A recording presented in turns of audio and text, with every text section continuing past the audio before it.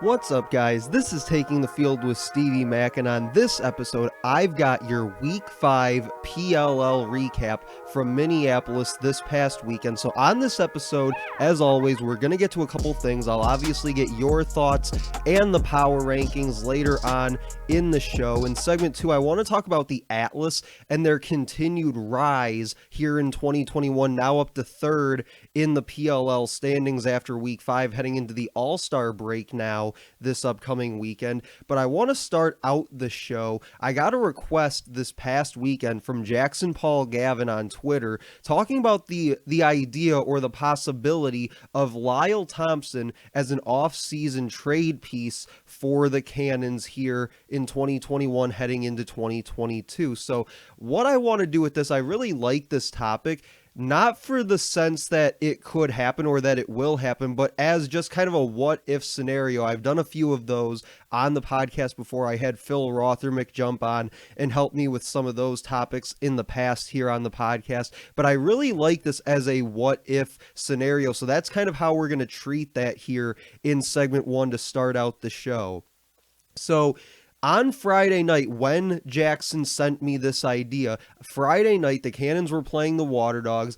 Didn't really go all that well for the Cannons in that game. And for the second time this season, Lyle was held without a goal in that game. So he wanted to know, like I said, the likelihood of a guy like Lyle being traded in the offseason and what that might look like, what they could get in return and that sort of thing. So let me start again by saying that I don't think it will happen, but I want to put myself here again in that what if scenario. I want to put myself in Sean Quirk's position here to let this scenario kind of play itself out. So first, Lyle is one of the best players in the world. We all know this. We knew this when he was in the MLL. People were asking when he'd make his way over to the PLL. Obviously, we got that here this summer.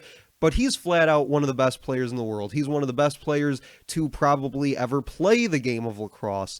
But so you don't just trade a guy like that away, right? It would be like the Bulls trading Michael Jordan, or it would be like the Patriots trading Tom Brady. You don't just trade guys that are once in a lifetime generational type players when you have them on your team, especially not when they're at the point of their career that a guy like Lyle is, where I still believe that he's in the prime of his career. Maybe not on the beginning part of his prime, but still within that realm.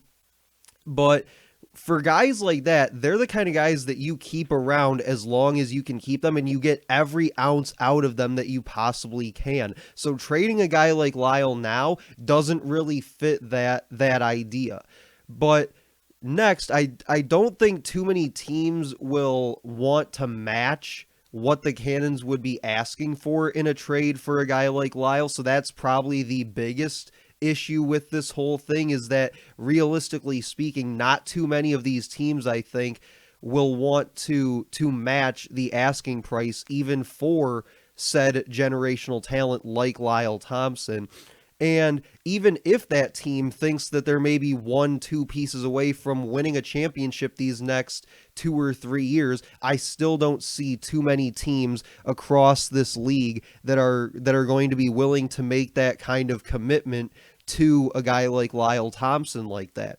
So what they could ask for, what the Cannons, I think, could and should ask for if something like this ever does go down, is you're probably looking at a first-round college pick in the next draft. So in this case, that would be 2022. So a first-round college pick in 2022, probably a second-round entry pick in 2022 as well, and then you'd probably get about a second or third-round pick in 2023's college draft to go along with it. And I wouldn't be that surprised either if they convinced a team to throw a player in with that. Now, whatever position that would be, whoever that would be specifically, depends on the team and on the situation. But at least from a picks perspective, I think that that's what you're looking at. You're looking at a first round college pick, a second round entry pick, and probably a second or third future pick in the college draft. But when you look at why that would make sense for the Cannons. The Cannons traded away their first rounder in 2021, so now they would have 2 picks in the first round, if I'm not mistaken, in 2022, and can work on getting a couple more young pieces on this roster, since, believe it or not, guys like Brody Merrill, guys like Paul Rabel, who are in their mid to late 30s now, they're not going to play forever. Eventually, you do have to find guys that can fill those gaps when they do, in fact, retire, or, maybe Rabel ends up on another team next year or in 2 years, whatever. But eventually, you do have to plug some of those holes with some younger players, and now would be the time in 2022 to be able to do that and to sort of plan ahead for the future. So I think trading a guy like Thompson to a team desperate for a championship, and hopefully for the Cannons possessing a lot of draft capital, means that you can build towards the future, like I mentioned, replacing some of those guys like Brody Merrill when the time comes, while also being able to be in win now mode. So here you kind of have to think about the 2021 Atlas, right? They were building towards the future. They drafted guys like Caraway, Danny Logan, Jeff Teat, etc., etc. They were building towards the future with this young core, guys like Costbeal, Romar, Dennis, again, the list goes on, but they also put themselves in win now mode, as they currently sit 4-2 and number 3 in the league standings. Plus, I think for the Cannons, moving a guy like Lyle means that you can now have an attack line of Andrew Q, Steven Rafis, Ryan Drenner, or you can keep Rafis at the midfield, which he currently resides in, and you can put Shane Jackson at attack there as a starter rather than being sort of a rotational piece. Or maybe, again, when you have multiple first-round picks next summer, maybe you insert one of your 2022 picks into the starting attack rotation. So there's a lot of different things that the Cannons would be able to do by trading a guy like Lyle, but again, the likelihood of that happening, probably slim to none. But if the Cannons do make him available, how would that work? Who would want to try and go get him? Well, I think that the belief here is that there's going to be another expansion team in 2022, which means another expansion draft, which means teams are going to have to pick their protected and unprotected rosters, go through that whole situation for a 3rd year in a row. And the Cannons, I think, would be smart to, again, like I said before, to follow the Atlas model of what they did this year and protect a guy like Lyle Thompson, which would then force whoever wants him to make a trade in order to get him. So again, following that Atlas model, see what they did with Paul Rabel, Ryan Brown. They protected both those guys, I believe, and wound up trading them to each the Cannons and the Water Dogs respectively, and getting several picks back in the process. So again, that's something that the Cannons could explore if in fact they did decide to move a guy like Lyle. So in this way, the Cannons can control the trade talks and maybe ask for a little more in negotiations, because it's a supply and demand thing. They have something that these other teams want. How much do you want this guy is the question. What are you willing to give up in order to get him? But the downside to this whole plan is free agency and the player pool, because if teams don't necessarily want to match the asking price for a guy like Lyle Thompson, maybe the Cannons are asking for a little too much and teams aren't willing to negotiate a whole lot with them, then those teams could simply just go to the player pool, go to free agency, and find a couple pieces to be able to fill out their rosters and keep all their draft picks, keep all their guys on their roster, so they wouldn't have to swap players with the Cannons as well. So they'd be able to keep the guys that they already have and just be able to add some guys to it through free agency and the player pool. So when you ask the question of who might want him, who would be willing to do this, I don't know what their draft situation looks like, how many picks they possess between the college draft and the entry draft, especially in 2022. But I think a team like the Chrome could possibly be a team that would be interested in a guy like Lyle Thompson, because their attack has been banged up here in 2021. They lost Stotts, Gaudet, and Jordan Wolf. And with Jordan Wolf being out for the year because of his injury, you wonder if he'll ever be the same player again when he does come back. Probably going to come back in 2022, but you wonder if he'll still be the same player as what he was before that injury.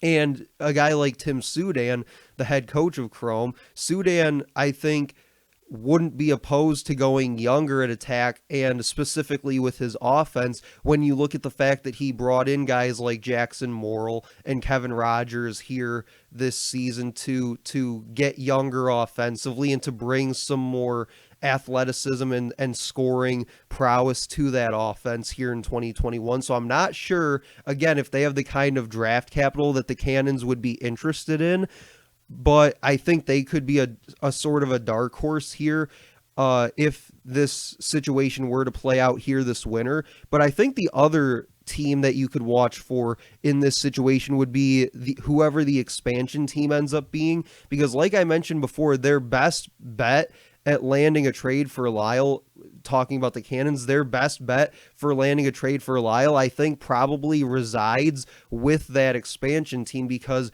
you can protect him from being selected in the expansion draft, just like I said the Atlas did with guys like Paul Rabel and Ryan Brown, and then you use him as a trade piece following the expansion draft, and maybe, like I said, maybe you can get a first in the college draft plus a future pick, then you get a second rounder in the entry draft, or maybe they go two college picks, one being a first rounder, and then maybe they get a player or two back in that trade as well, rather than surrendering a second rounder in the entry draft.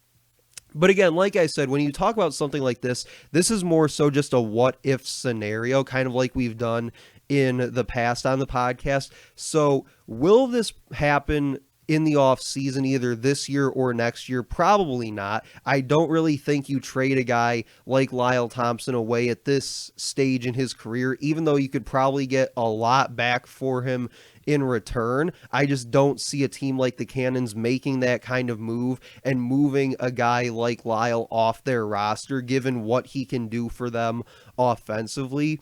But I also am a believer that anybody can be had for the right price. The problem with that, though, is, like I said, I don't think there's going to be too many teams in this league that are going to want to make that commitment and give up the kind of assets that it would take to go out and get a guy like Lyle Thompson. But we're going to head to a break. In segment 2, like I said at the top of the show, I'm going to get to some of the Atlas stuff as they continue rising up the PLL standings, now to 3rd after week 5, heading into the All-Star break. But you're listening to Taking the Field with Stevie Mack.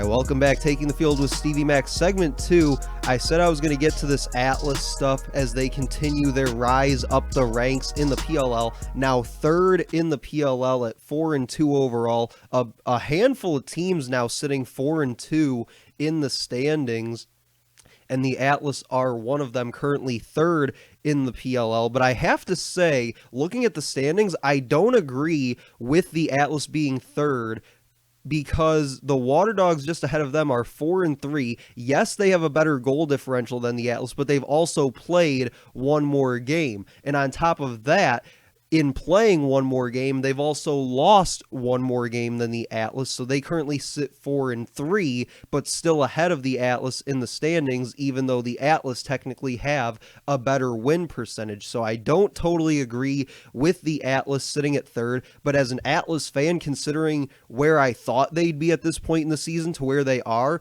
I really don't have a ton of room to complain over being 2nd versus being 3rd. But I think if you had told me going back to week 1, if you had told me after that game against the Archers that the Atlas would be third, again, should be second, but I'm not complaining. But if you had told me that they would be third heading into the All-Star break and ahead of teams like the Archers and the Whipsnakes, I wouldn't have believed it at all. I would not have even given it a second thought. I don't even know what I would have thought at that point, because to me, there was no way that this team was going to be in this position this fast. Like I said, I think that they had the ability to get better, to make improvements and make a push the second half of the season. But really, I didn't expect them to be where they currently are until probably 2022, as I think a lot of us did. But you also have to consider how impressive this is, given what they gave up this offseason, who they traded away, who they cut from the roster, guys like Rabel, Busick, Pennell, the list goes on.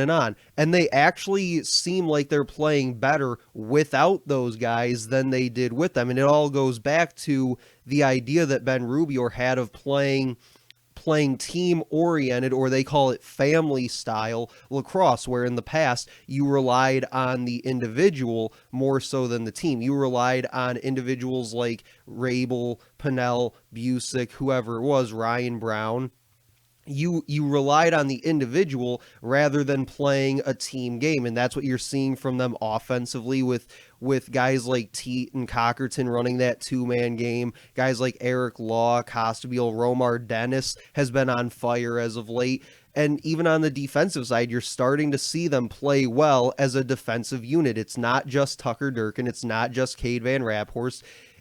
It's everybody. You know, Baptiste is playing at a very high level these last couple games at the stripe. I'll talk about him more in just a second. But again, it's everything starting to kind of come together all at once. You're starting to really see them play that team-oriented, that family style of lacrosse, and they've just become, to me, one of the more fun teams to watch in the PLL. Because with some of the teams, you're not really sure what you're going to get from them on a game-to-game basis, and that's one of the things that's made this league so intriguing this year, is that on a game-to-game basis, you never know what's going to happen with any of these teams. But the Atlas have now become one of the more interesting teams to watch here in 2021.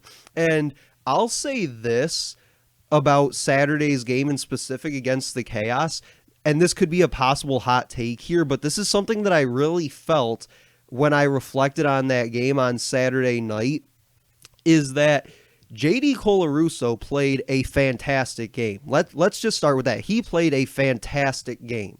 And that was my one concern going into that game, was how was the defense going to play in front of him? How was he going to handle the situation? And he handled it phenomenally.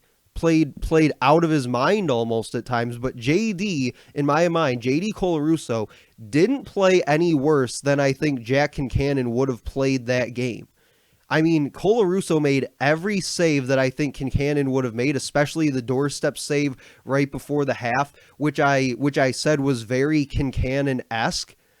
But he made every save, and I even think the goals that he gave up, you look at it, you can't look at any one of those goals that I think Colarusso and the defense gave up and said, yeah, that's probably a shot that Kincannon saves. That's a goal that Kincannon doesn't let in. And I think if you want to point at the two bomb that he gave up in transition, the Chaos were and are tied with the Atlas for first in twos in the league with 7. And Kincannon statistically is not one of the better goalies when it comes to defending the 2-point shot. So I don't really think you could argue that two bomb was probably one of the goals that Kincannon wouldn't have given up. But again, I think Colarusso played a hell of a game, and I don't think that there was any real drop-off between what we would have seen Jack Kincannon do versus what we saw JD Colarusso do on Saturday night. So moving forward with this team, they have 3 more games on their schedule. They have 2 the weekend following the All-Star break.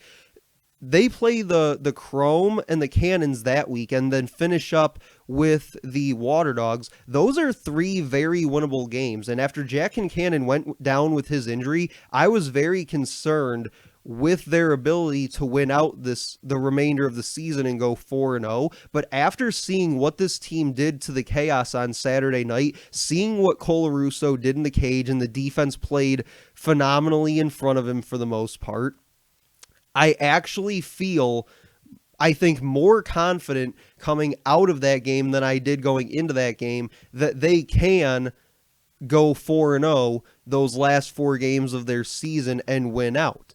Now, will they? There's a very good chance that they won't, because again, we never know what's going to happen game to game here in the PLL in 2021. But I do think you have to seriously consider that the Atlas have the team and have the remaining schedule, and they have the momentum now to where, out of anybody else in this league, they probably are the team that could win out, and by doing so could put themselves in that discussion for the number 1 seed, or at the very worst, they're sitting 2nd or 3rd in the postseason and setting themselves up at a run for the championship game, which again, like I said at the beginning of the segment, was not somewhere that, after week 1 against the Archers, was not somewhere that I thought we'd be talking about with this team in 2021. 2022, sure. 2023, absolutely. But not here, not right now. And like I said before, Baptiste has been having an all-star season, especially these last 4 or so games, where he's 62% at the stripe. He's averaging almost 9 ground balls a game, and he has 2 points over those 4 games, one of which was a goal off a face-off against Chaos on Saturday night. So this team up and down the field is playing with so much confidence, so much energy. They're playing team-style lacrosse, where I believe it was maybe Jeff Teed or Romar Dennis, somebody on Saturday, I forget who, said family style means everybody eats, and that's what you're seeing. There's not just one guy on offense doing all the heavy lifting. Yes, everybody right now wants to point to Jeff Teed because he's averaging like 5.5 points per game. He's one of the top 3 point scorers in the PLL right now, and he's only played 4 games. I get that, but it's not just him. We saw guys like Eric Law score a couple goals. We saw Romar Dennis, I think, hit a few corners on Saturday. We saw Costabile, I believe, get 1 and had a couple assists as well. It's everybody within this offense. Even Cockerton, he might not be putting up numbers this season, but he's playing within his role. And when everybody plays within their role, that's how you play team-oriented, family-style lacrosse. So that's what these guys are doing. They're playing within themselves. They're playing within a system, and they're not trying to do something that's not within their role. They're doing what is expected of them, and when you do that, you're going to set yourself up for wins more often than not. But I got one more segment I want to hit here. Like I said, top of the show, we're going to get your thoughts in the mix. We'll also get to the power rankings in segment 3. But before we hit the break, I want to get to some of your comments real quick here. From Jonathan Ellis, you can hit me up at Stevie Mac Media on Twitter for all PLL related content and show topics as well. But Jonathan Ellis says, I know there's usually 2 winners for the winners and losers, and this may be recency bias kicking in, but I feel like just giving 2 wins to Nick Morocco and being done with it. Yeah, he was the reason that the Cannons pulled that game out yesterday. In that final minute, when plays needed to be made, and I talk about this all the time with the Cannons, when plays need to be made to be able to pull games like that out, they hadn't been finding ways to do it. And on Sunday night, Nick Morocco was the guy to come through and make those plays when they were there to be made, and that's why they were able to pull that game out. It also helped that Lyle Thompson didn't go scoreless in the game either, but Morocco was that guy when they needed somebody to boost them up and to make a play down the stretch. He was that guy for them. Brian says Lyle Thompson is still the GOAT. That is all. I mean, yeah, he had a nice bounce back game on Sunday against a really good defensive team in the Archers.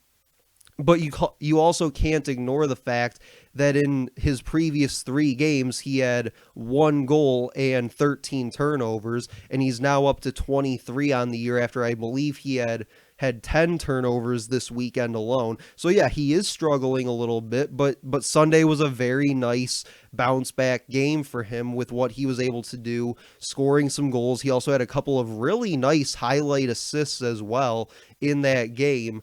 But you also, like I said, you also can't ignore the fact that he's been turning the ball over quite a bit here in 2021. And a lot of that has to do with the way that defenses are playing him. Teams have been very aggressive when sliding to him, throwing double teams at him. They're making him rush his decision making a little bit. So that has a lot to do with it as well. But again, it's not something that you can necessarily overlook. And then Brian Downs says giant upset sandwich with whatever in the middle. So I'm assuming here that more so goes with whoever you were rooting for this weekend, or maybe he means upset as in a team like the Cannons upsetting the Archers. Not really sure on the clarification there, but definitely an interesting weekend again here in the PLL with how some of these games played out and some of the storylines that developed within them. Kind of like in week 4, we saw the age of the backup goalie all of a sudden, where everybody started going with their backups in the cage. So again, we never know what's going to happen on a week-to-week basis in this league, but that's what makes it so fun and so interesting when watching these games. So like I said, we're going to hit a quick break, finish out the show in segment 3. We'll get your thoughts more in the mix and finish it out with the weekly power rankings. A lot of shakeup, as you could imagine, this week in the power rankings, but we'll get to that in just a second. You're listening to Taking the Field with Stevie Mack.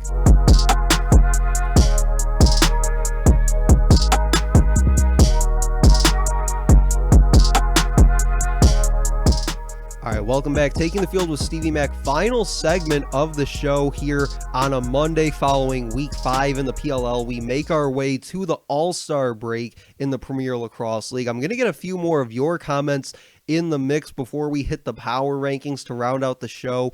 Again, at Stevie Mac Media is the Twitter handle. You can hit me up there for all show-related topics, all PLL-related topics, whatever it is. You can follow me there on Twitter. Jonathan Ellis, or excuse me, that was from segment 2.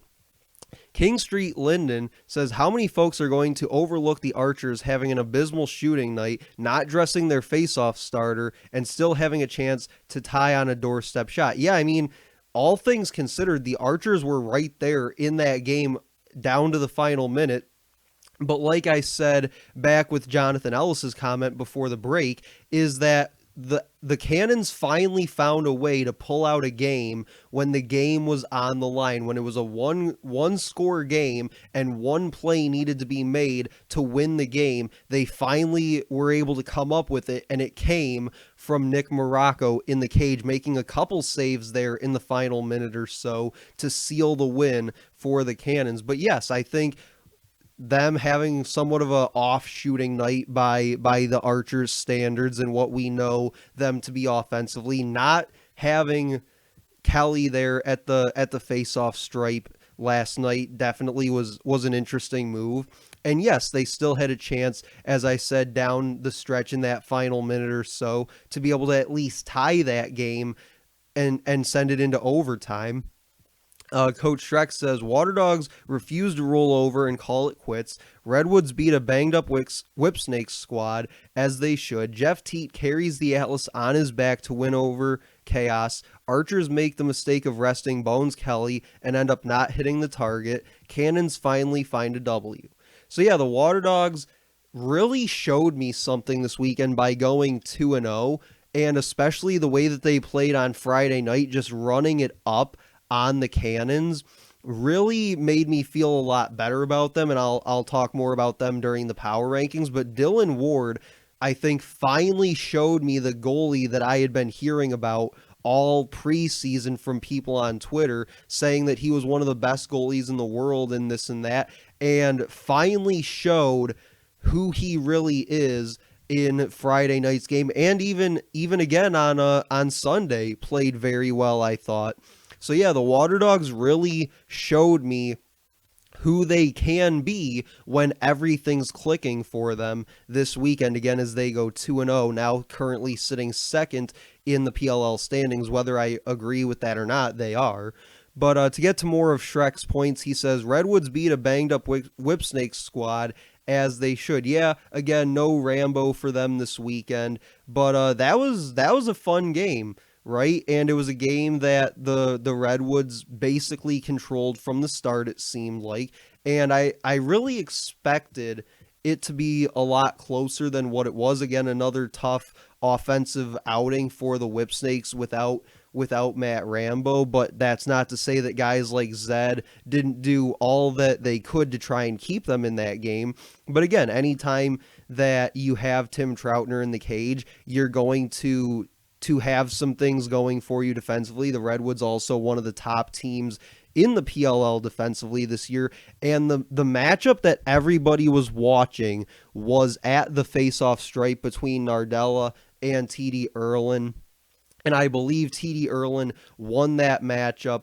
And if I remember correctly, seeing this after the game, someone said that it was only the second time, I believe, that Nardella had been held under 50% from the stripe during his time in the PLL. So the Redwoods basically, just went out there and showed that they were the better team that day, and now sit number 1 in the PLL standings. He says, Jeff Teat carries the Atlas on his back to a win over Chaos. Yes, he did have a very, very good performance again on Saturday night against the Chaos, but like I said in segment 2, it's not just relying on one guy. It's not relying just on Jeff Teat. Everybody kind of plays their role within this team and within this offense specifically. But I mean, you look at even some of the passes that he was making to guys on the crease, guys like Law and Caraway. Some of these passes were just ridiculously accurate. Like, if he had to place it in one spot in order to hit that pass and get a goal, he made sure he hit that spot precisely. I mean, just the way this guy plays the game and the plays that he's able to make are just absolutely ridiculous. But no, I don't think it was just on Jeff Teat to carry this team. I think that he plays a big part in this offense, and that allows him to sort of carry this team at times. But I think it's more so everybody getting involved and everybody playing their role. And when you're executing the way that they are right now, it's just so fun to watch, because it's so poetic almost to watch how this team moves the ball offensively. He says, Archers make the mistake of resting Bones Kelly and end up not hitting the target. Cannons finally find a W. Yeah, the Archers not playing Stephen Kelly this weekend, a bit questionable, I think, but hindsight's always 2020. But just interesting going into the All-Star break, which Kelly, I believe, will be a part of that All-Star game in a week. But not having him in that game, I think, was definitely an interesting decision by Chris Bates, and probably ended up being one that impacted that game for Archers. And Cannons finally find a W. Yeah, I mean, it was bound to happen eventually. It was a question more of when, not if. They were going to get more wins before the season was done, and I think it needed to look better for them, right? They needed to look better, I think, offensively. Lyle struggling again with turnovers, as I mentioned, and being held scoreless on Friday night didn't really help their cause either. Not that he would have been able to win them that game had he put up a couple goals, obviously, because they lost by a significant margin, but having him play the way that he did and be as productive as he was on Sunday against the Archers was definitely a bit of a game changer for them, getting him back on track a little bit. And Morocco in the cage was just an absolute brick wall. So, right, like, they were going to run into a win eventually, even if it was a game against a team like the Archers that they basically had no chance going into that game of winning. But they went out there, they executed, they made plays when plays needed to be made, and they, like I said, they kind of ran into one. Let's see, from Michael Ramirez, he says, Nick the Brick Wall Morocco coming up big for Cannons late. Also got to give love to Colarusso for a solid performance in the cage for the Atlas. Teat and Lyle go off this weekend, and that's an understatement. The battle at face-off X between Nardella and TD was just insane. We should rebrand the PLL this year to UPLL, the Unpredictable Lacrosse League. Kind of corny, but every weekend there's something you don't see coming.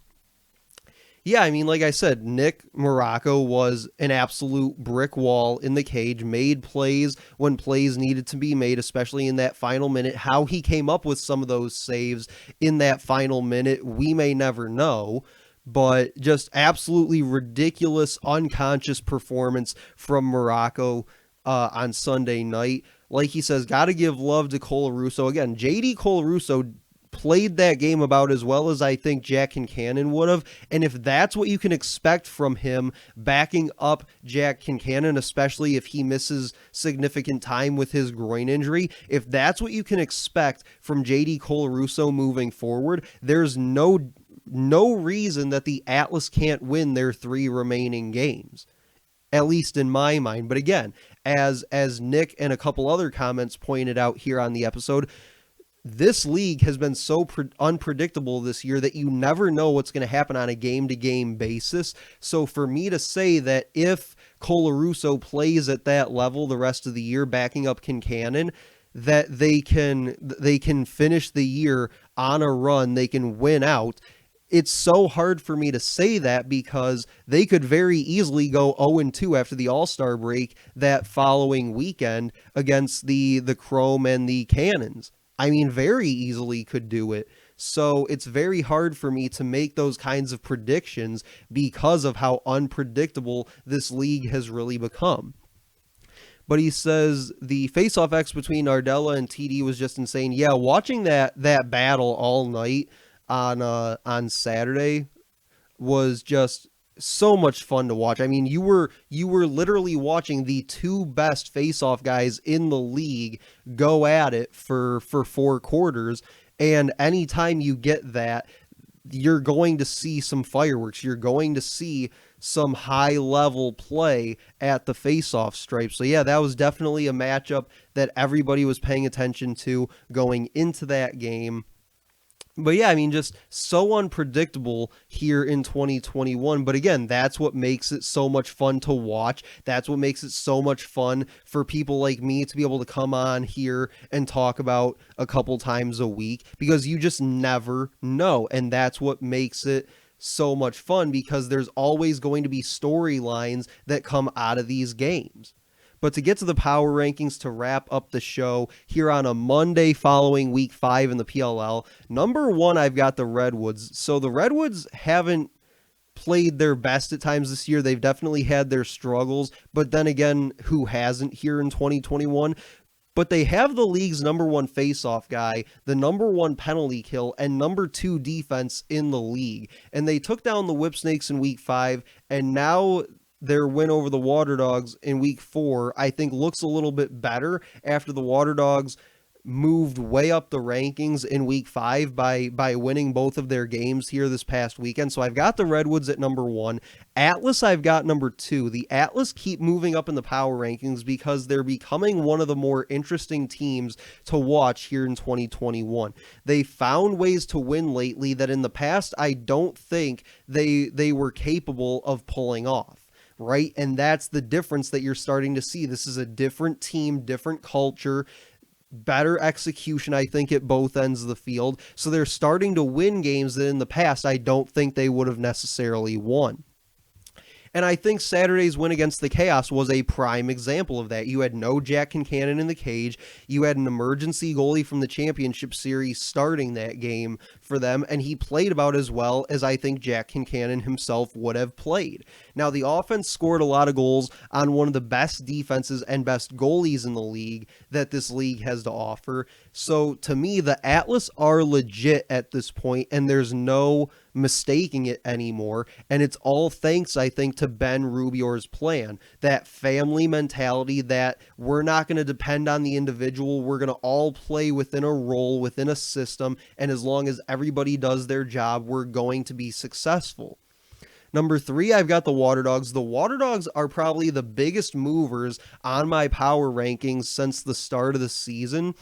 And they went from 8th to 3rd in just 1 week. They, I think, like the rest of the league, haven't looked perfect this year. They haven't always played their best lacrosse at times, but they absolutely dismantled the Cannons on Friday and then did kind of the same thing to the Chrome, it looks like, on Sunday. I didn't really watch much of that game on Sunday, but again, the score differential was definitely something significant in that game. And I think really with this weekend, they saved their season with just one weekend playing 2 games. Dylan Ward, as I mentioned before earlier in the show, played like the goalie that I had heard he was going into this season. The defense as well played fast and physical. As one of the league's worst defenses going into the weekend, they definitely didn't play like it over these last 2 games. And on Friday night, they absolutely suffocated Lyle into 5 turnovers and no goals on the game. Anytime that you can do that to one of the best attackmen in the world, you know that you were hitting on all cylinders defensively. But the offense, I think, can and will score with just about anyone in this league, but they also hold the league's number 1 scoring offense through week 5 in the PLL. Number 4, I have the Whipsnakes. Now losing 2 of their last 3, the Whipsnakes have, in fact, come down to earth after seemingly playing like gods for the past year or so.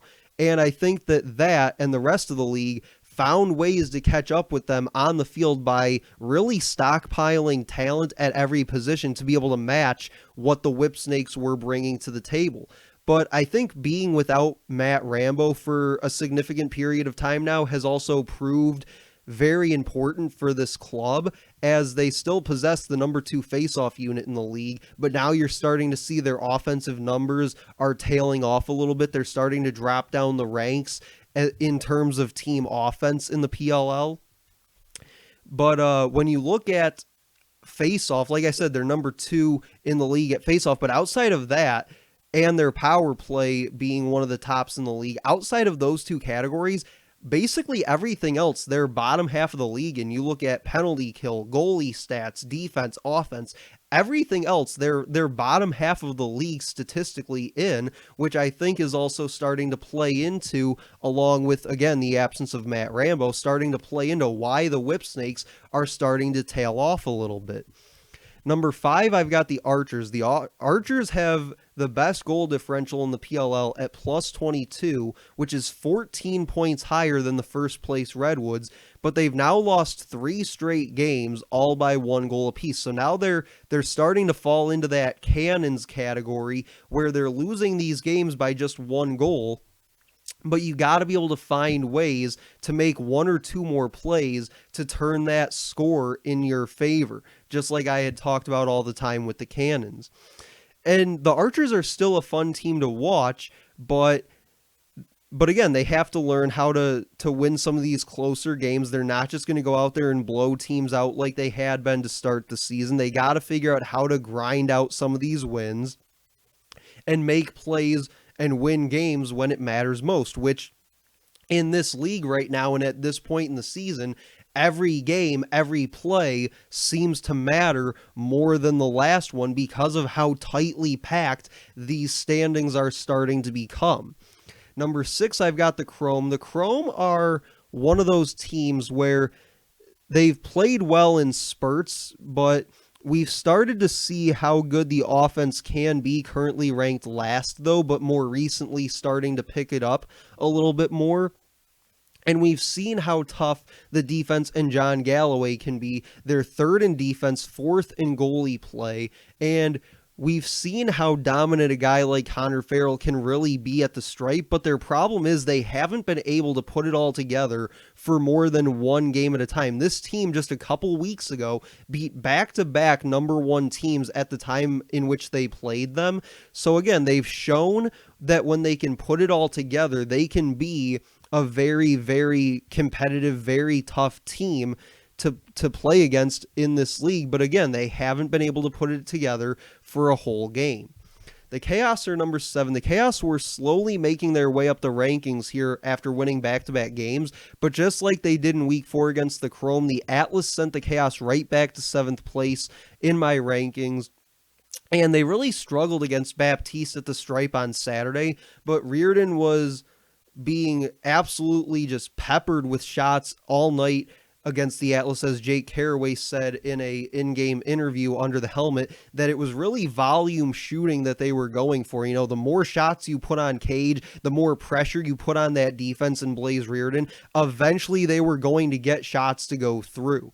So the offense went almost 24 minutes as well for the Chaos in that game, almost 24 minutes without a goal, facing the Atlas's backup goalie. So that really, for me, was just a negative mark against their offense, that when you have a backup goalie like that who's seen very limited time here this season, when you have a guy like that in the cage starting and he needs to make plays in order to help his team win that game, you got to put pressure on him like the Atlas did to Reardon. You got to put pressure on him. You got to just start ripping shots on Cage and really knowing that eventually shots were going to go. But the Atlas played so well defensively in front of JD Colarusso, and Colarusso made some really nice saves in that game as well to help them pull out the win.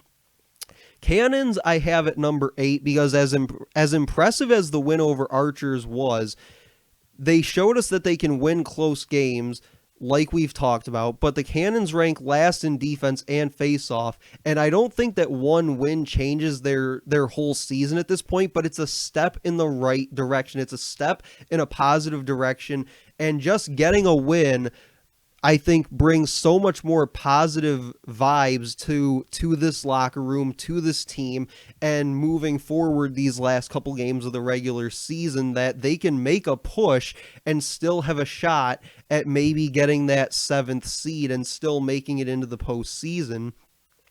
But the Cannons have Atlas and Chrome to finish out their season, and I expect them to at least get one win to finish out the regular season. Whether it's against Atlas, Chrome, I'm not going to try and predict that here, but I do think in those 2 games you have to at least win one to give yourself even a hope at the postseason. So that'll do it for this episode of Taking the Field with Stevie Mack. Again, we covered a ton on this episode. We covered the power rankings. We got your thoughts on Week 5, the Atlas's rise through the rankings here the last few weeks, and playing family-style lacrosse. We even talked about the what-if scenario around Lyle Thompson as a possible trade piece this offseason. But that'll do it for me. I'll talk to you guys later.